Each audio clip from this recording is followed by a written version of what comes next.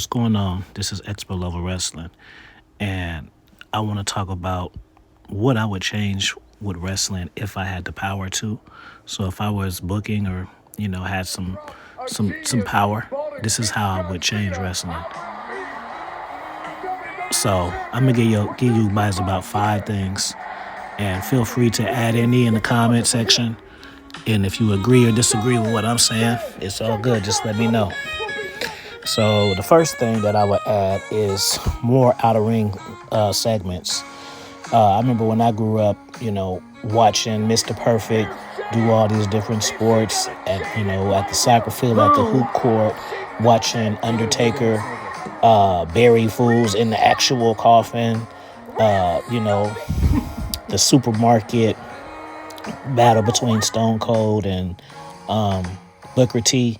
Like, I just think that pushes feuds and makes it more realistic. Like, we get it. It's your job to come wear the trunks and put on 5-star matches, but it really just improves the matches and gets people more invested when you get to see them out of their element. Like, I remember seeing Razor Ramon in South Beach before I even knew what South Beach was, and he was pretty much imitating Scarface, but that's another story.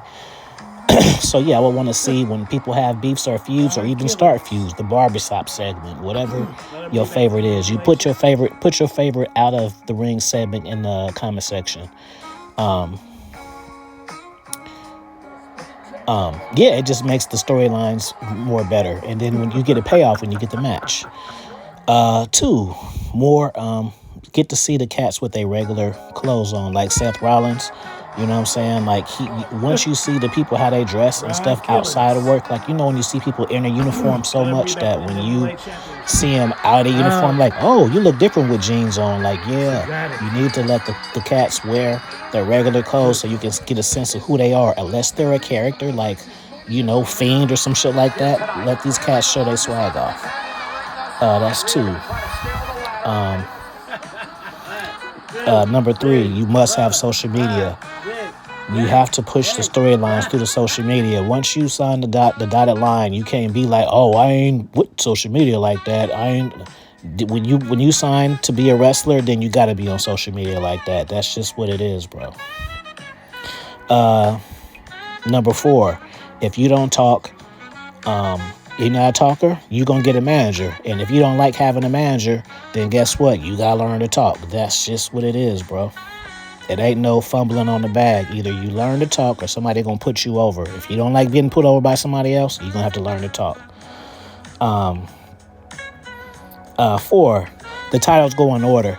Unless you've been the major top tier, top draw person from another company, like, Kenny Omega in AEW, or the TNA champion. If you haven't been the world title champion of the organization you came from, you can't go for the world title. So if you a new up-and-comer, no matter how good you are on the mic, no matter how good your talent is, you have to go Intercontinental first. And once you get that, you have to get a certain amount of defenses. Let's say 10 defenses, you can cash it in and go for the world title.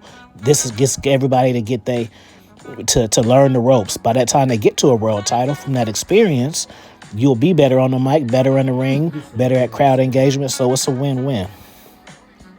Number 5, you must sell. That's just me personally. Like Kenny Omega. I mean, not Kenny Omega, but Will Ospreay.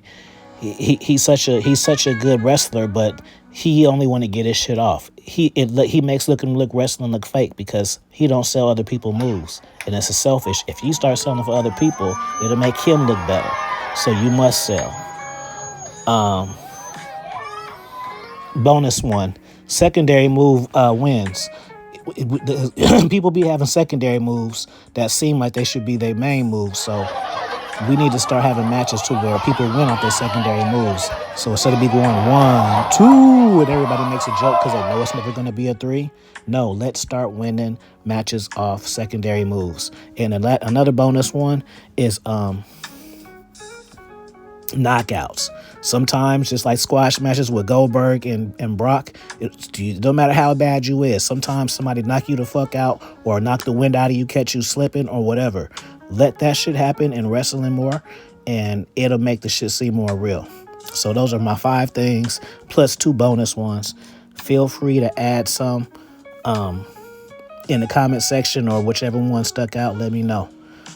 Peace and blessings to you all. Like, share, and subscribe, and subscribe to me on follow me on Instagram. All right, peace, y'all. Oh yeah, one last thing I forgot to say is make sure you check me out on Amazon.